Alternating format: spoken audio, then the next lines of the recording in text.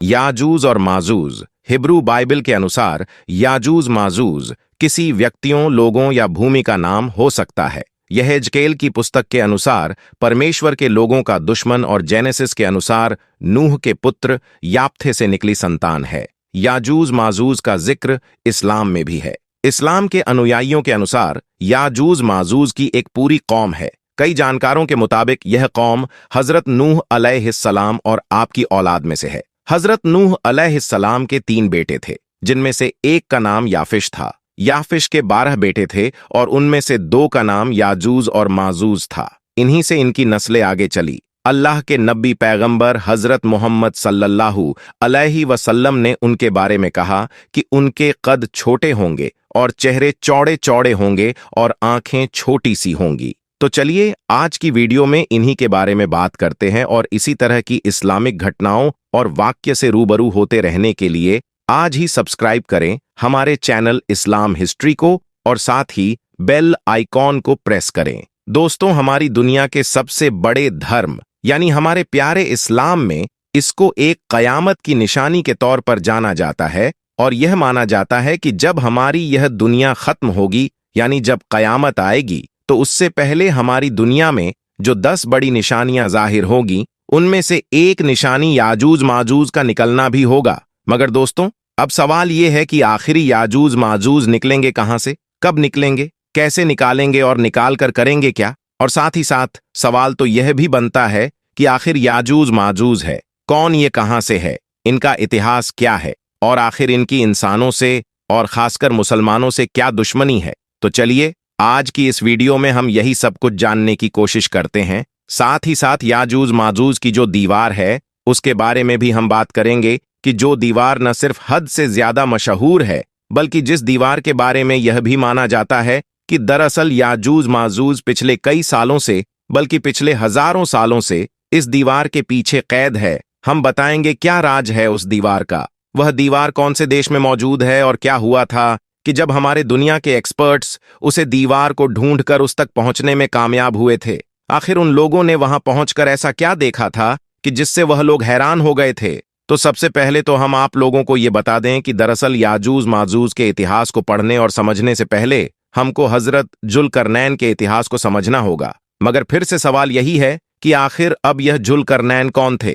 दरअसल दोस्तों, हुआ यह था कि जब आखिरी पैगंबर यानी कि हजरत मोहम्मद मुस्तफ़ा सल्लल्लाहु ताला अलैहि वसल्लम ने अपनी नबूवत का ऐलान किया था, यानी लोगों के सामने यह दावा किया था कि मैं अल्लाह का नबी हूं, तो वहां पर मौजूद उस दौर के जो कुछ बड़े बड़े यहूदी आलिम थे वह दरअसल पैगंबर हजरत मोहम्मद सल्लल्लाहु ताला अलैहि वसल्लम के पास पहुंचे और उनके सामने 3 सवाल रखें और उनसे यह कहा कि अगर आपने 3 सवालों के जवाब दे दिए तो हम मान जाएंगे कि आप अल्लाह के सच्चे नबी हैं, क्योंकि यह तीनों ऐसे सवाल हैं कि जिनका जवाब एक नबी के अलावा कोई भी नहीं दे सकता। प्यारे दोस्तों, उन बड़े यहूदी आलिमों की तरफ से जो 3 अहम सवाल पूछे गए थे उनमें से एक सवाल हजरत जुल्करनैन से रिलेटेड भी था, यानी वह लोग यह जानना चाहते थे कि आप हमें बताइए कि आखिर जुल्करनैन कौन है। और उन्होंने यह सवाल पूछा था कि उसे इंसान के बारे में हमें बताइए कि जो दुनिया की 3 कोणों तक गया।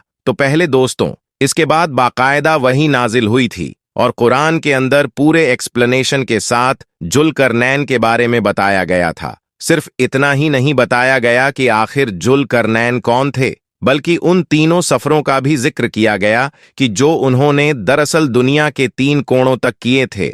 दरअसल दोस्तों, हजरत जुल्करनैन में हमारी दुनिया के एक ऐसे बादशाह थे कि जो आज से लगभग 2500 साल पहले पैदा हुए थे, यानी कि 580 ईसा पर्व के करीब। इस हिसाब से यह हजरत ईसा अलैहिस्सलाम से भी लगभग 500 या 600 साल पहले गुजर गए थे। अब रहा सवाल उनकी सल्तनत का, तो इनकी सल्तनत आज के दौर की पाकिस्तान से लेकर ग्रीस यानी यूनान तक फैली हुई थी। इस हिसाब से बीच के जितने भी देश हैं यानी तुर्की, सीरिया, इराक, ईरान, अफगानिस्तान, ये सारे ही देश उनकी सल्तनत में आया करते थे।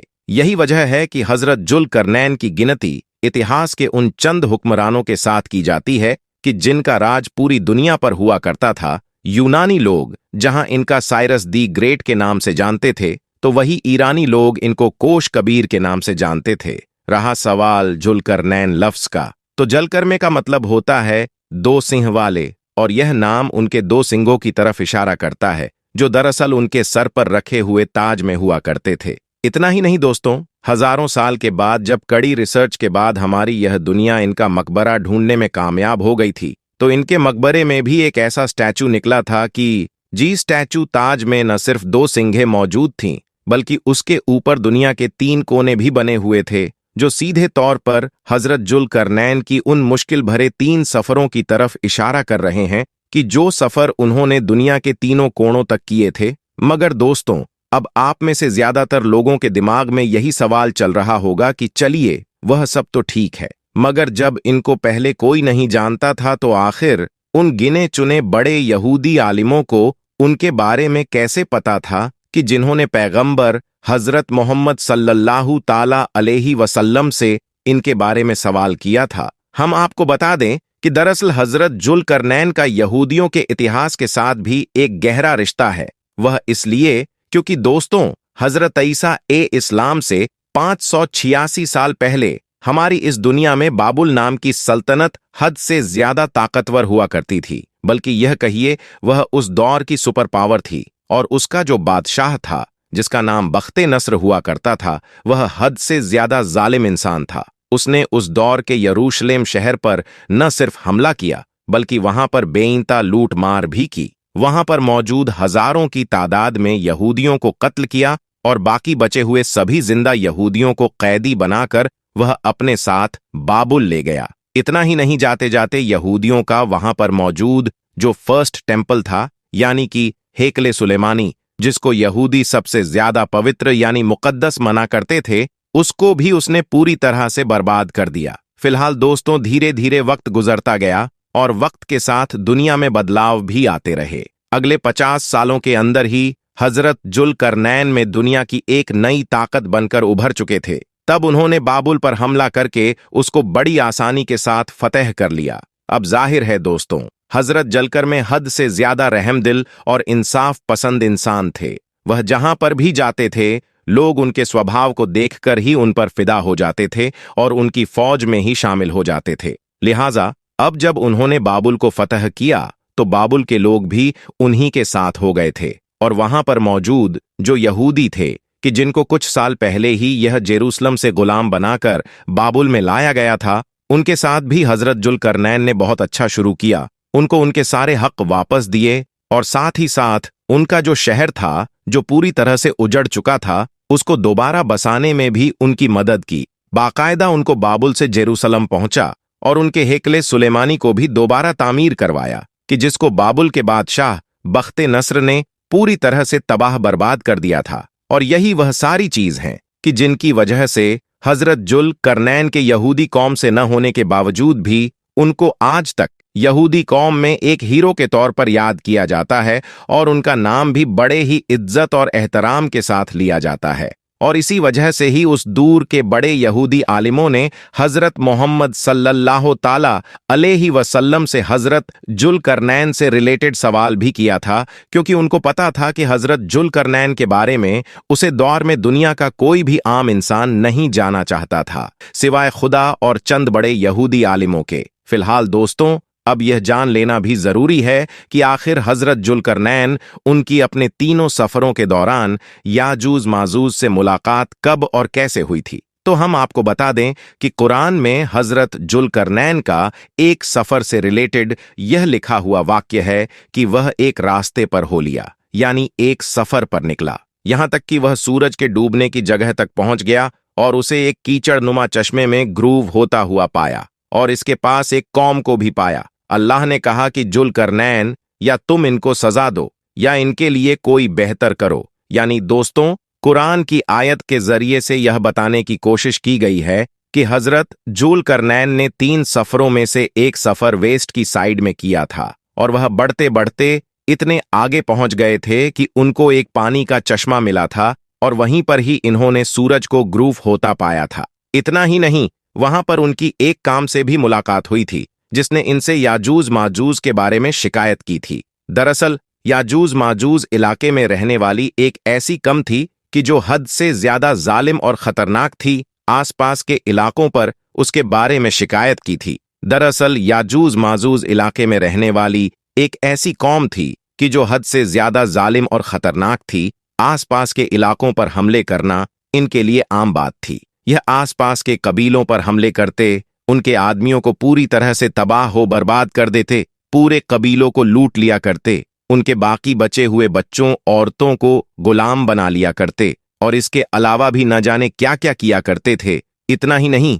आगे कुरान में इनकी लोकेशन के बारे में भी बताया गया है। कुरान के मुताबिक याजूज माजूज नाम की ये खतरनाक कौम दो ऐसे पहाड़ों की ऊंचाइयों पर रहा करती थी कि जहां तक पहुंचाने के लिए सिर्फ और सिर्फ एक ही रास्ता मौजूद था। इसीलिए आसपास में रहने वाले वह आम लोगों के जो याजूज माजूज के जुल्मो सितम से हद से ज्यादा परेशान रहा करते थे, न सिर्फ इनकी शिकायत की थी बल्कि साथ ही साथ उनसे यह रिक्वेस्ट की थी कि अगर हम लोग बहुत सारा माल इकट्ठा करके आपको दे दें तो क्या आप हमारे और इनके बीच में एक हद से ज्यादा मजबूत और ताकतवर दीवार बना सकते हैं कि जिसके जरिए से हम इनको हमेशा के लिए रोक सके। इस पर हजरत जुल्करनैन ने जवाब दिया कि अल्लाह का दिया हुआ मेरे पास बहुत सारा माल दौलत है, बस तुम मेरी फिजिकल मदद करो, यानी कि जिस्मानी तौर पर। बस फिर क्या था, क्या हजरत जुल्करनैन के साथ मिलकर उन सभी आम लोगों ने और हजरत जुल्करनैन की फौज ने वह दीवार बनाना शुरू कर दी। दोस्तों, यह दीवार दरअसल लोहे और तांबे को पिघलाकर बनाई गई थी और यह एक ऐसी दीवार थी कि जो कभी भी नहीं टूट सकती थी। तब से लेकर आज तक लगातार याजूज माजूज उस दीवार के पीछे कैद है और तब तक रहेंगे कि जब तक यह दीवार टूट नहीं जाती, और यकीनी तौर पर यह दीवार एक न एक दिन टूटेगी भी जरूर। वह इसलिए क्योंकि यह पूरी की पूरी खूंखार और जालिम कौम हर दिन इस दीवार की बुनियादों को खोदने की कोशिश करती है और शाम तक जब यह ज्यादातर काम कर चुके होते हैं तो यह सोचकर वापस चले जाते हैं कि अब हम बचा हुआ काम कल सुबह करेंगे, मगर यह इंशाअल्लाह कहना भूल जाते हैं, जिसकी वजह से अब अगले दिन जब यह सुबह में पलटते हैं तो वह दीवार बिल्कुल उसी हालत में मौजूद होती है कि जिस हालत में इन्होंने उसको खोदना शुरू किया था। यानी फिर से वह दीवार मजबूत और बिल्कुल सही सलामत हो जाती है।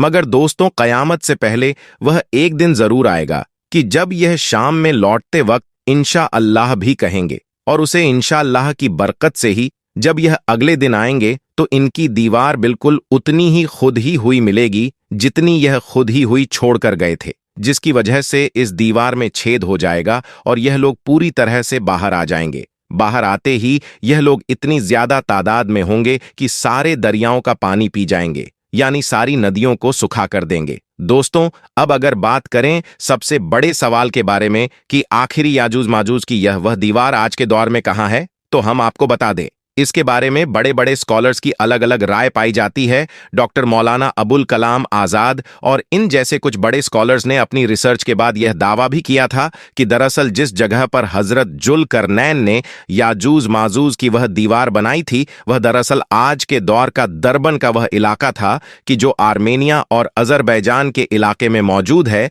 इन लोगों की रिसर्च के मुताबिक इस इलाके में सबसे पहले हजरत जुल्करनैन ने एक किला बनवाया था और फिर उसे किले की दीवारों को ही लोहे और तांबे से मिलाकर बनाया था ताकि आसपास की उन सभी कौमों को याजूज माजूज के हमले से बचाया जा सके कि जिन कौमों ने हजरत जुल्करनैन से अपनी हिफाजत के लिए रिक्वेस्ट की थी। इतना ही नहीं, इन लोगों के मुताबिक वहां पर आज तक न सिर्फ उसके लिए निशान मौजूद है बल्कि दीवार के निशान भी देखे जा सकते हैं। और तो और कुरान में भी याजूज माजूज से रिलेटेड जो इंफॉर्मेशन पाई जाती है, उस इंफॉर्मेशन से भी यह लोकेशन काफी हद तक मैच करती है, यानी बहुत सारी चीजें मिलती जुलती पाई जाती हैं याजूज माजूज की दीवार की लोकेशन से रिलेटेड। यह जो नजरिया रखने वाले लोग आगे भी यह कहते हैं कि दरअसल इनको कैद करने के बाद धीरे धीरे वक्त गुजरता गया, मगर फिर बाद में याजूज माजूज की काम में खजर नाम का एक बादशाह पैदा हुआ जिसने न सिर्फ यहूदी धर्म को कबूल कर लिया था बल्कि अपनी कौम यानी याजूज माजूज को भी यहूदी बना दिया था। और आज के दौर में जितने भी दुनिया में यहूदी पाए जाते हैं वह दरअसल याजूज माजूज की ही नस्ल से है। सबूत के तौर पर यह लोग यह दावा करते हैं कि क्योंकि यहूदी एक ऐसा धर्म है कि जिसको कभी भी कबूल नहीं किया जा सकता है, यानी नया इंसान उसको एक्सेप्ट नहीं कर सकता है, क्योंकि यहूदी तो दरअसल एक नस्ल है कि जिसका शजरा ऊपर जाकर नबियों से मिल जाता है। इसके अलावा असल में ऐतिहासिक तौर पर यहूदी गंदुमी कलर के होते हैं, मगर आज के दौर के जो यहूदी है वह दरअसल गोरे चिट्टे हैं जो आम तौर पर तुर्क नस्ल के लगते हैं। इसके अलावा यह लोग अपनी रिसर्च को और भी ज्यादा पक्का साबित करने के लिए आखिरी पैगंबर यानी हजरत मोहम्मद सल्लल्लाहु ताला अलैहि वसल्लम की वह हदीस भी पेश करते हैं कि जिसमें कहा गया था कि याजूज माजूज का फितना हद से ज्यादा करीब आ चुका है और आज उन लोगों ने अपनी दीवार में इतना बड़ा सुराख कर लिया है। यानी इन लोगों के मुताबिक इस हदीस से यह पता चलता है कि दरअसल इन लोगों ने अपनी दीवार से निकलने का रास्ता नबी अलैहिस्सलाम के द्वार में ही ढूंढ लिया था। इतना ही नहीं, दूसरे खलीफा यानी हजरत उमर रजी अल्लाह तआला अन्हु के द्वार में मुसलमान की फौज इस इलाके में आकर याजूज माजूज से जंगें भी कर रही थी। मुस्लिम फौजियों की याजूज माजूज के साथ इतिहास में जंगें हुई थी। इस बात को सही साबित करने के लिए दरअसल सहाबा इकराम की उन कब्रों की मिसाल देते हैं कि जो आज तक आर्मेनिया और अजरबैजान के इन इलाकों में मौजूद है, जो यकीनी तौर पर हम लोगों को हद से ज्यादा हैरान कर देने वाली चीज है। मगर जाहिर है दोस्तों, आप में से ज्यादातर लोगों के दिमाग में अब यही सवाल चल रहा होगा कि अगर इस रिसर्च को सही मान भी लिया जाए और यह कबूल कर लिया जाए कि आज के यहूदी ही दरअसल याजूज माजूज की नस्ल से है, तो आखिरी यह लोग कयामत से पहले पूरी दुनिया पर हमलावर कैसे होंगे? क्योंकि आज तक हम लोग आमतौर पर यही पढ़ते और सुनते आए हैं कि याजूज मौजूद जो कयामत से पहले निकलेंगे वह दरअसल पूरी दुनिया पर हमलावर होंगे। तो हम आपको बता दें कि दरअसल इन सारे सवालों का जवाब देते हुए यह स्कॉलर्स कहते हैं कि यहां पर हमलावर होने का मतलब तलवारों से हमलावर होना नहीं है, यानी हथियारों के जरिए से नहीं, बल्कि यहां पर हमलावर होने का दूसरा मतलब है। यानी एक तरफ से याजूज माजूज पूरी दुनिया पर हावी हो जाएंगे। और जाहिर है आज के दौर में चाहे आप लोग मीडिया को देख लीजिए या कोई बिजनेस फील्ड को देख लीजिए, दुनिया की कोई भी फिल्म इंडस्ट्री देख लीजिए, हर फील्ड में यहूदी ही पूरी दुनिया में सबसे ऊपर बैठे हैं। आज सबसे बड़े बड़े बैंकर्स जो है वह यहूदी चलाते हैं। वह न सिर्फ दुनिया में सबसे ऊपर बैठे हैं, वह न सिर्फ सबसे ज्यादा ताकतवर है, बल्कि दुनिया को जिस तरह से चाहते हैं उसे तरह से कंट्रोल करते हैं और इसी वजह से वह पूरी दुनिया पर हावी और हमलावर है। मगर जाहिर है दोस्तों, रिसर्च तो रिसर्च ही होती है। ये किसी भी इंसान की बड़ी मेहनत तो मशक्कत के बाद पर्सनली अपनी कायम की हुई एक राय होती है। इसके अलावा रिसर्च को कुछ भी नहीं माना जाता है। यही वजह है कि डॉक्टर मौलाना अबुल कलाम आजाद और इन जैसे बहुत सारे स्कॉलर्स की बड़ी मेहनत मशक्कत के बाद की गई इस रिसर्च को आज दुनिया के ज्यादातर मुसलमान जरा बराबर भी कबूल नहीं करते हैं। वह इसलिए क्योंकि लोगों की रिसर्च आज भी याजूज माजूज से जुड़े बहुत सारे सवालों के जवाब देने के काबिल नहीं है। मिसाल के तौर पर हम सभी जानते हैं कि कयामत से पहले निकलने वाले याजूज माजूज की जो आबादी होगी वह दरअसल दुनिया के इंसानों से कई गुना ज्यादा होगी।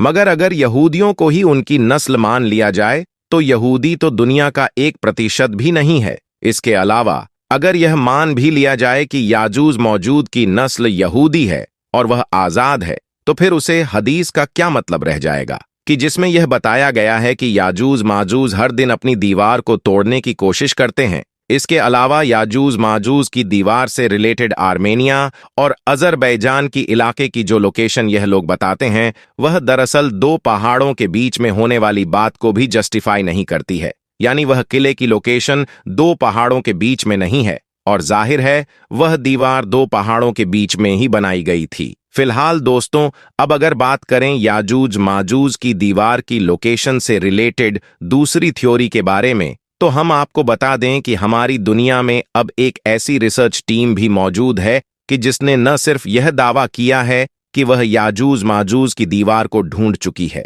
बल्कि वह यह भी कहती है कि वह वहां जाकर बाकायदा उसे दीवार को अपनी आंखों से देख भी चुकी है। इस रिसर्च टीम के मुताबिक इन लोगों ने सबसे पहले कुरान, हदीस और ऐतिहासिक किताबें में जितनी भी इंफॉर्मेशन मौजूद है याजूज माजूज से रिलेटेड उस सब को इकट्ठा किया और फिर उसके बाद इस सारी इंफॉर्मेशन की मदद से उसे दूर के हिसाब से दुनिया का एक नक्शा तैयार किया और उसके बाद यह लोग याजूज माजूज के कबीले को ढूंढने के लिए निकल पड़े। इन लोगों के मुताबिक यह दीवार आज के दौर में किर्गिस्तान नाम के उस देश में मौजूद है जो किसी दौर में सोवियत यूनियन का हिस्सा हुआ करता था। यानी रूस के अंदर आया करता था। मगर जब सोवियत संघ टूटा तो उसके बाद यह एक अलग रियासत बन गई। इन लोगों के मुताबिक इस इलाके में आज के दौर में बहुत कम ही लोग आबाद है और देश का ज्यादातर हिस्सा मैदानी और पहाड़ों से भरा पड़ा है, यानी देश का ज्यादातर हिस्सा मैदानी और पहाड़ी है।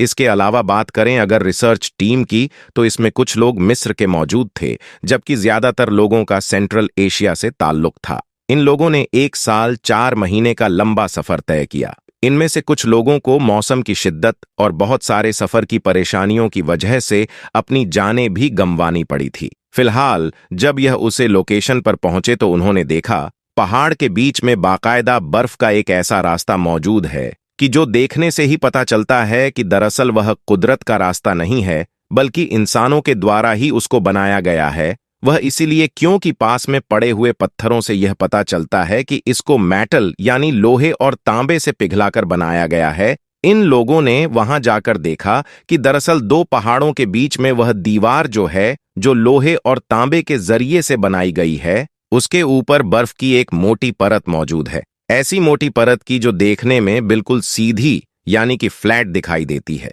अब जाहिर है एक ऐसा इलाका जहां पर दूर दूर तक कोई आबादी मौजूद नहीं है, उस इलाके में किसी भी इंसान को एक ऐसी दीवार बनाने की क्या जरूरत पड़ी थी। वैसे तो इस एग्जैक्ट लोकेशन तक कोई भी इंसान ना तो अपनी कार से पहुंच सकता है, ना ही किसी जानवर पर बैठकर, और ना ही इस तरह की किसी और सवारी के जरिए से। मगर जब यह लोग हेलीकॉप्टर के जरिए से इस लोकेशन पर लैंड हुए तो यह लोग देखकर हैरान हो गए कि मेटल डिटेक्टर ने फौरन सिग्नल देना शुरू कर दिए, यानी लोगों को यह बताया कि इस बर्फ की मोटी तह के नीचे एक ऐसी दीवार मौजूद है जिसको हजारों साल पहले मेटल यानी कि लोहे और तांबे के जरिए से बनाया गया था। मगर जाहिर है दोस्तों, यह भी तो एक्सपर्ट्स की एक रिसर्च है और अभी भी ऐसे बहुत सारे सवाल है कि जिनका जवाब ढूंढना बाकी है। साथ ही आपको बता दें, ज़माना-ए-फ़तरत से पहले यह लोग अपनी जगह से निकलते थे और अपने करीब की सारी दुनिया को खा पी जाते थे, यानी हाथी, घोड़ा, ऊंट, इंसान,